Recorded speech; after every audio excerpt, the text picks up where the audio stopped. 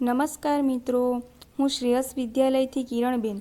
આજે આપણે ધોરણ 6 ગુજરાતી માધ્યમ વિષય સામાજિક વિજ્ઞાન વિષયાંક પ્રકરણ 2 આદિમાનવથી સ્થાયી જીવનની સફર પાર્ટ 1.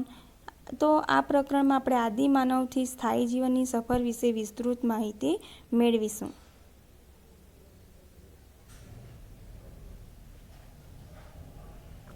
તો મિત્રો, આદિમાનવથી સ્થાયી જીવનની સફર તો કે આદિમાનવે પોતાનું જીવનની જે શરૂઆત કરી એ પહેલાં હું તમને એક વાર્તા કહું છું. એક જયરાજ હોય છે, એ પોતાના કાકા સાથે સુરતથી અમદાવાદ જઈ રહ્યો હોય છે. બરાબર, સુરતથી અમદાવાદ જઈ રહ્યો હોય છે અને બારીમાંથી તે જુએ છે. તો એને બારીમાંથી જે જુએ છે તો એને રસ્તામાં વૃક્ષો એટલે કે ઝાડ, ત્યાર પછી આપણે જોઈએ તો કે બળદગાડી, ઊંટગાડી, ત્યાર પછી રિક્ષા, આ બધું એ જુએ છે. બરાબર, ટ્રેક્ટર, ત્યાર પછી બસ, આ બધું જુએ છે. તો એને વિચાર આવે છે. શું વિચાર આવે છે? તો કે આ બધા જે વાહન વ્યવહાર છે એની શરૂઆત ક્યારથી થઈ હશે, એવું તે પોતાના અંકલ એટલે કે પોતાના કાકાને પૂછે છે. અને કાકા જયરાજને જવાબ આપે છે. શું જવાબ આપે છે? તો કે એ કહે છે, શું કહે છે? તો કે આપણે જે ટ્રેનમાં બેઠા છીએ એ ટ્રેનની શરૂઆત ક્યારથી થયેલી? તો કે 150 વર્ષ પહેલાં થયેલી હતી. અને આ જે વાહનો છે એમાં પણ જે બળદગાડું છે તે સૌથી જૂનામાં જૂનું વાહન વ્યવહારનું સાધન છે. પરંતુ આ જે વાહન વ્યવહારનું જે સાધન છે એ પહેલાં માનવી પાસે અવર જવર કરવા માટે કોઈ સાધન હતા નહીં. એટલે કે તે એક સ્થળેથી બીજે સ્થળે પગપાળા જ જતો હતો. આવું જયરાજને જાણવા મળે છે. તો મિત્રો, આદિમાનવથી સ્થાયી જીવનની સફર એટલે કે માનવીએ પોતાના જીવનની શરૂઆત કઈ રીતે કરી એ વિશે આપણે આ ચેપ્ટરમાં વિસ્તૃત માહિતી મેળવવાની છે.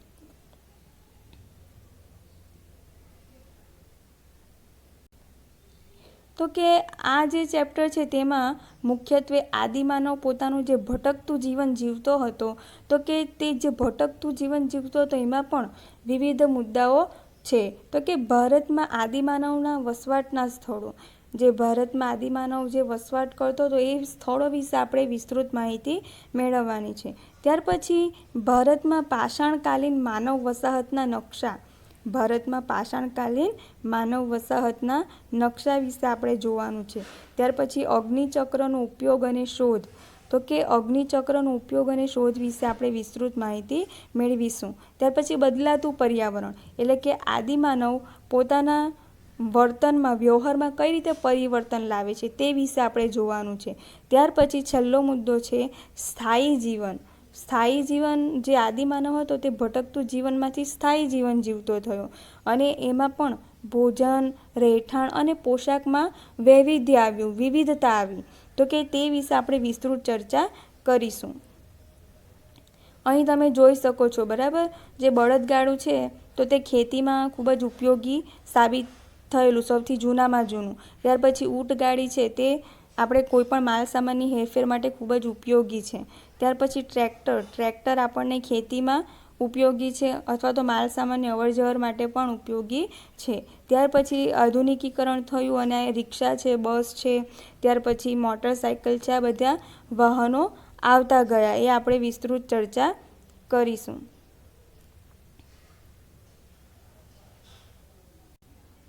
મિત્રો, આદિમાનવ એટલે કે ભટકતું જીવન. આદિમાનવો એટલે શું?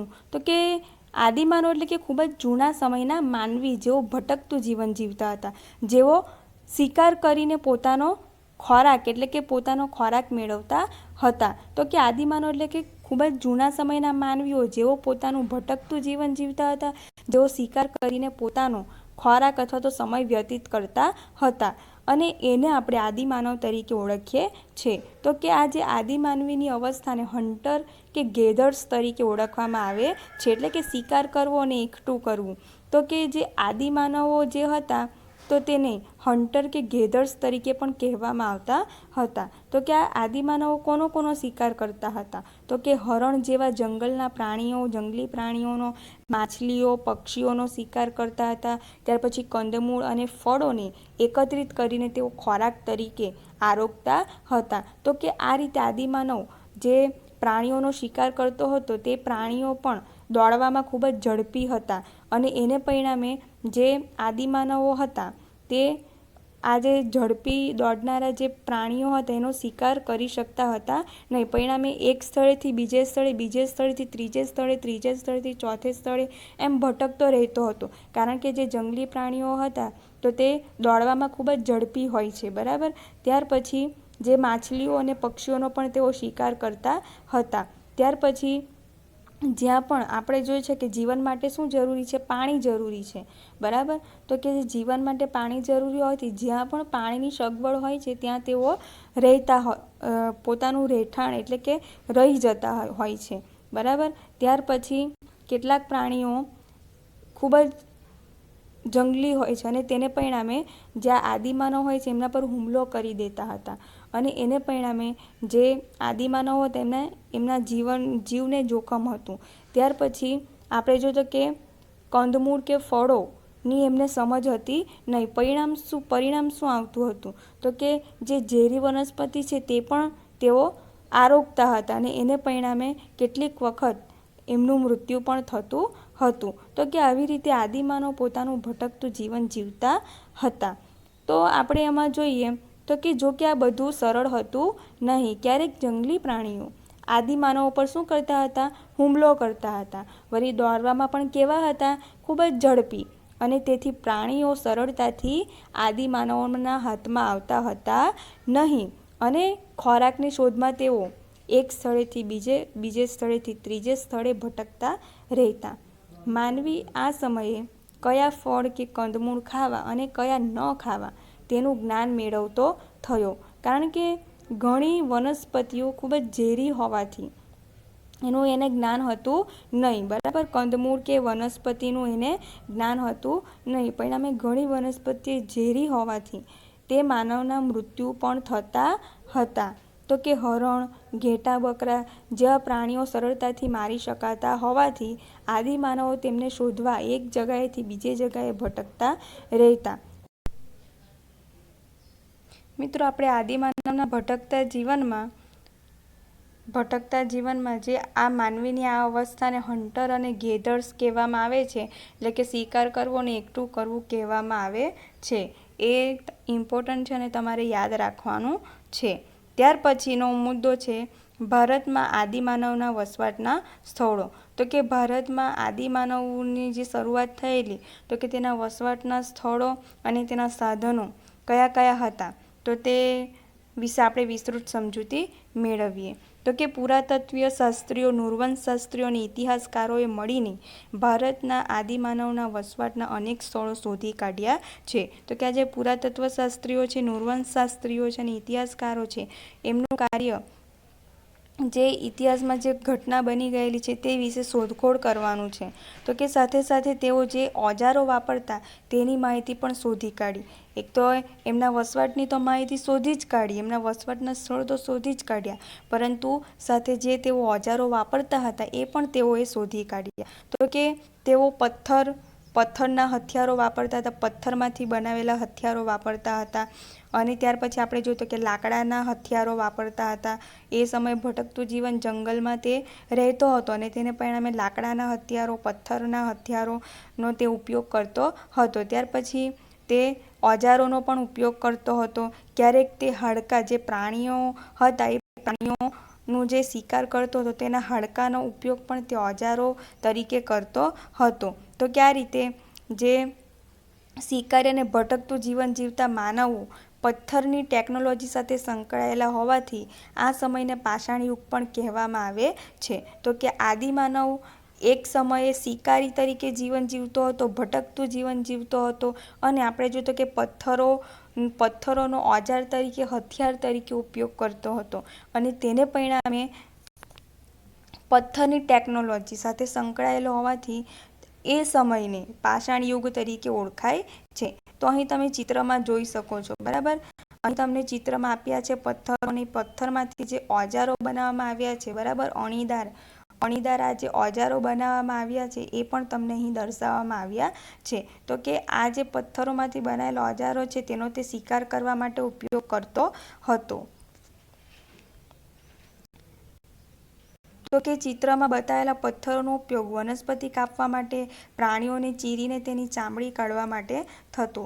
આદિમાનવ વૃક્ષની છાલ અને પ્રાણીઓના ચામડાનો શરીર ઢાંકવા માટે ઉપયોગ કરતો હતો. તો કે આ રીતે જે પથ્થરો છે, પથ્થરનો ઉપયોગ તે વનસ્પતિને કાપવા માટે કરતો હતો, પ્રાણીઓને ચીરીને તેની ચામડી કાઢવા માટે કરતા હતા, અને જે વનસ્પતિ હોય છે, વૃક્ષ હોય છે, તેની છાલનો ઉપયોગ તે પોતાનું શરીર ઢાંકવા માટે કરતો હતો, એટલે કે વસ્ત્ર તરીકે તેનો ઉપયોગ કરતો હતો. અને પ્રાણીઓના જે ચામડા હોય છે, ચામડાનો ઉપયોગ પણ તે વસ્ત્ર તરીકે કરતો હતો. તો આ રીતે તે પોતાનો ખોરાક, કાચું માંસ આરોગતો હતો અને વસ્ત્ર તરીકે તે વૃક્ષની છાલ અને પ્રાણીઓના ચામડાઓનો વસ્ત્ર તરીકે શરીરને ઢાંકવા માટે તે ઉપયોગ કરતો હતો. ત્યાર પછી આપણે જોયું તો કે ભારતમાં પાષાણકાલીન માનવ વસાહતનો નકશો. તો કે અહીં તમને નકશો આપવામાં આવ્યો છે, ભારતમાં પાષાણકાલીન માનવ વસાહતનો નકશો. તો કે એ સમયનો જે પાષાણકાલીન સમય હતો, તો કે માનવોનો વસવાટ કયા કયા સ્થળોએ હતો તે વિશે તમને અહીં આપવામાં આવ્યું છે નકશામાં. તો કે પૂરા પાષાણિક સ્થળ, અહીં તમને રેડ કલરનું ત્રિકોણ આકારનું તમને આપવામાં આવ્યું છે, જેમાં ભીમબેટકા અને કુર્નુલ ગુફાઓ, એ ગુફાઓમાં પૂરા પાષાણિક સ્થળ. ત્યાર પછી 9 પાષાણિક સ્થળ તમને અહીં ચોરસ આપવામાં આવ્યા છે ગ્રીન કલરના, બરાબર. તો અહીં તમને આ જે નકશા આપવામાં આવ્યા છે તેનો તમારે અભ્યાસ કરવાનો છે.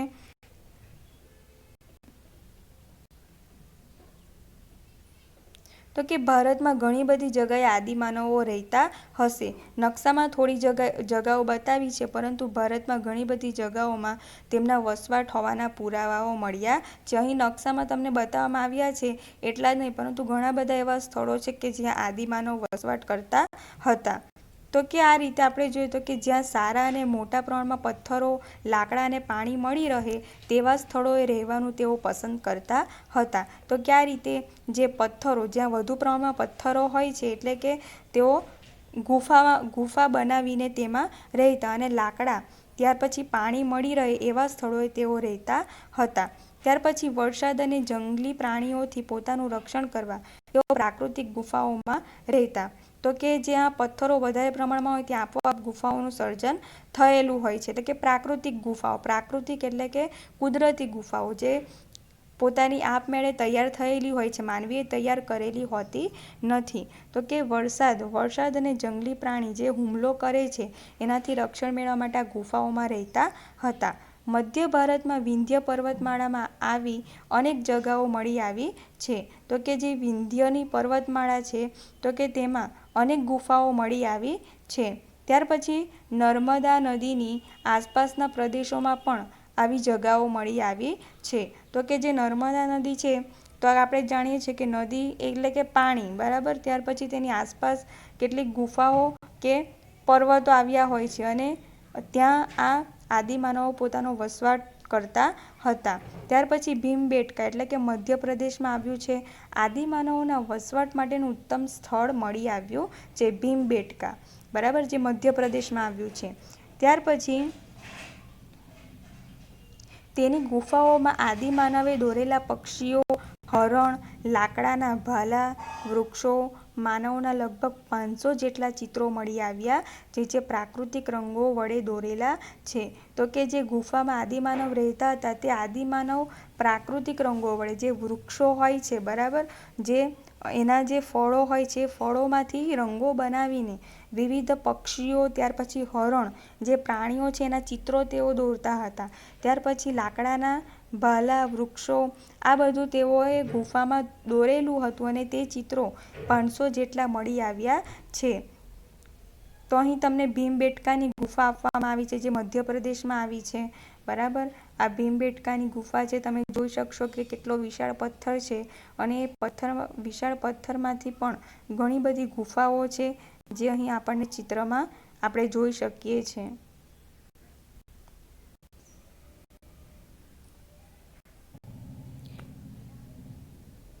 ત્યાર પછી અગ્નિ અને ચક્રનો ઉપયોગ અને શોધ.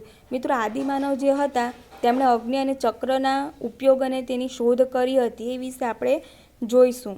તો કે જે આદિમાનવ હતા તેઓ પથ્થરમાંથી અગ્નિ પ્રગટાવતા હતા અને એ પથ્થરને ઘસીને તેઓએ અગ્નિ ચિંગારી પ્રગટાવી અને જે તે કાચું માંસ આરોગતો હતો તેના બદલે તે શેકીને એ માંસને આરોગતો થયો. ત્યાર પછી આપણે જોયું તો કે તેઓ જંગલી જે પ્રાણીઓ હતા એમનાથી રક્ષણ મેળવવા માટે પણ આ અગ્નિનો ઉપયોગ કરતા હતા.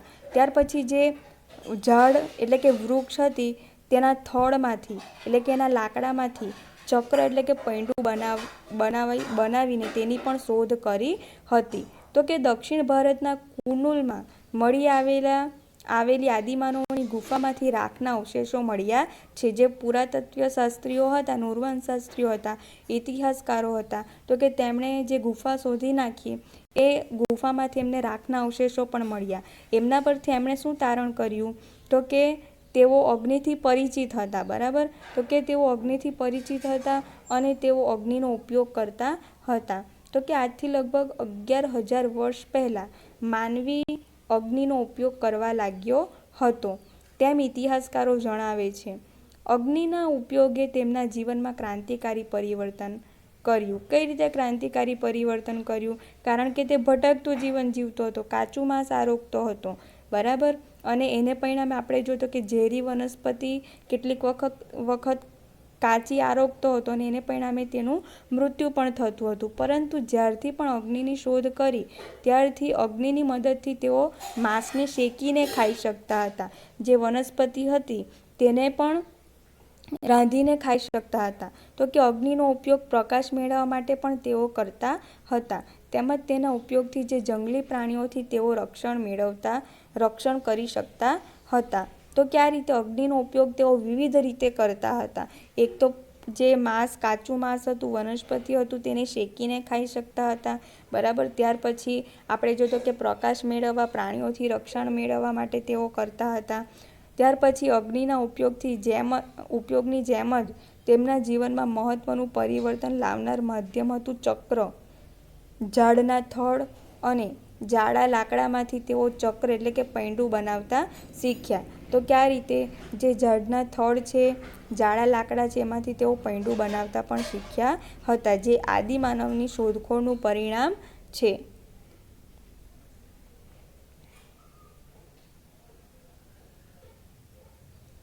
તો મિત્રો, આપણે આદિમાનવથી સ્થાયી જીવનની સફરમાં આપણે પ્રસ્તાવના જોઈ. ત્યારબાદ આપણે જોયું તો કે મહત્ત્વના મુદ્દામાં આદિમાનવ જે ભટકતું જીવન જીવતો હતો એના મહત્ત્વના મુદ્દામાં આપણે 3 ટોપિક જોઈ ગયા. ભારતમાં આદિમાનવના વસવાટના સ્થળો, ત્યાર પછી આપણે ભારતમાં પાષાણકાલીન માનવ વસાહતના નકશા, ત્યાર પછી અગ્નિચક્રનો ઉપયોગ અને શોધ. આ 3 બાબતો આપણે જોઈ છે. બરાબર, એમાં જે મહત્ત્વના પ્રશ્નો છે તે હોમવર્કમાં હું તમને આપું છું. હોમવર્ક તમારું આજનું: આદિમાનવની અવસ્થાને કયા નામે ઓળખવામાં આવે છે? આદિમાનવની અવસ્થાને કયા નામે ઓળખવામાં આવે છે? નંબર 2, પાષાણ યુગ એટલે શું? પાષાણ યુગ એટલે શું? આદિમાનવ વસ્ત્ર તરીકે શેનો ઉપયોગ કરતો હતો? વસ્ત્ર તરીકે શેનો ઉપયોગ કરતો હતો?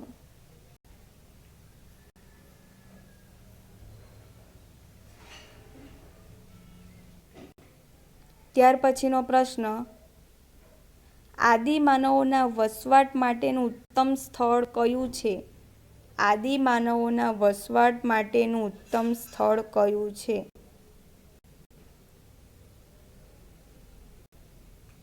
ત્યાર પછીનો પ્રશ્ન: